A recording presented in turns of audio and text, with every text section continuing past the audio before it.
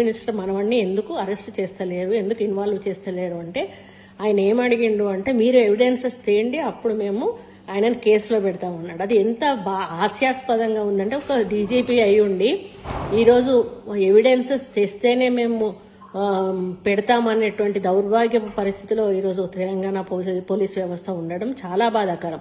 ఈరోజు వాళ్ళ దగ్గర వ్యవస్థ ఉంది, ఇంటెలిజెన్స్ వ్యవస్థ ఉంది, మరి సిఐడి వ్యవస్థ ఉంది, అన్ని రకాల వ్యవస్థలు ఉన్నాయి. వాళ్ళు ఎంక్వైరీ చేసి ఎవిడెన్సెస్ తెప్పించుకొని మరి ఆయనను ఇన్వాల్వ్ చేయాలి. ఈరోజు గతంలో మరొక రింగ్ రోడ్ దగ్గర జరిగిన ఘటనలో నలుగురిని ఎన్కౌంటర్ చేశారు.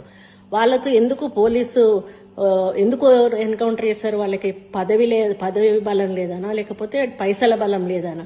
మరి అదే చర్య ఈ కేసులో ఎందుకు తీసుకోలేకపోతా ఉన్నారు?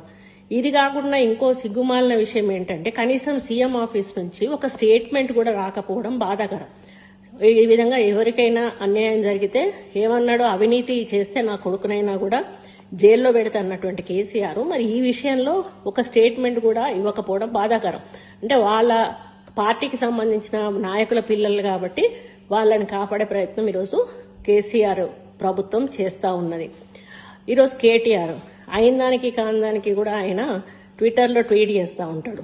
మరి ఆయనకు ఒక కూతురు ఉంది, ఆమెకి ఇదే అన్యాయం జరిగితే కేసీఆర్. హాయ్ ఫ్రెండ్స్, మా టుడే టుమారో యూట్యూబ్ ఛానల్ చూస్తున్నందుకు చాలా థ్యాంక్స్. మరిన్ని లేటెస్ట్ వీడియోస్ కోసం వెంటనే సబ్స్క్రైబ్ చేయండి. అలాగే ఈ బెల్ ని కూడా రింగ్ చేసేయండి. మా నోటిఫికేషన్స్ అన్ని మీ మొబైల్లో వస్తాయి. అలాగే మా వీడియోస్ మీకు నచ్చితే లైక్ చేయండి, షేర్ చేయండి, నచ్చకపోతే కామెంట్ చేయండి.